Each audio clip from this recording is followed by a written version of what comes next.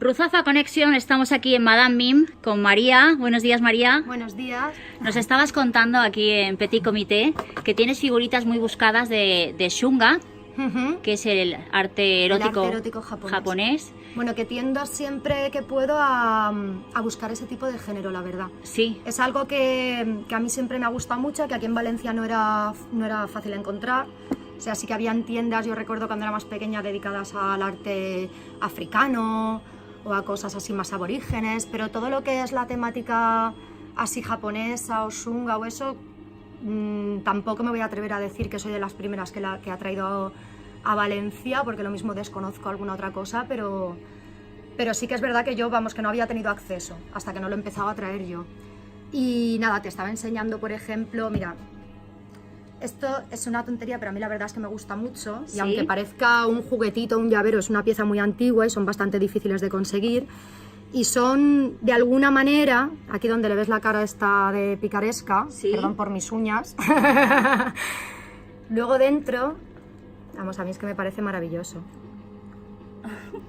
vale, y es como un juguetito, todo esto, más allá del morbo de esto, eran símbolos de fertilidad, por ejemplo, en este caso. Sí. ¿No? Se llevaban encima y era un poco pues para fomentar la fertilidad. Muy bien. Y bueno, me estabas contando que vendes aquí ropa y alquilas para bodas, eventos. Se hace venta y alquiler.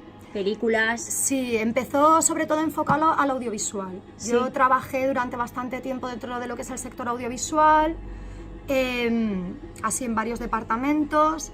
Y hubo un momento que la verdad es que me cansé un poco y acabé montándome la tienda, y para poder ofrecer también un alquiler, trabajar de una forma un poquito más seria, ¿no?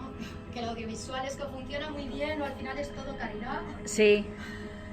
Y nada, alquilamos mucho dentro de lo que es el sector audiovisual, del teatro, fotografía, pero vamos, al margen de todo eso también se hacen bastantes alquileres para particulares, para poder pues acceder un día a ponerte algo que... Yo la verdad es que muchas veces viene gente que quiere comprar cosas para boda. Yo siempre intento recomendar algo que le puedas dar luego una segunda vida, ¿no? Que no sea me lo pongo para una boda, me lo compro y luego se me queda en el armario y a ver qué hago con esto, claro. ¿no?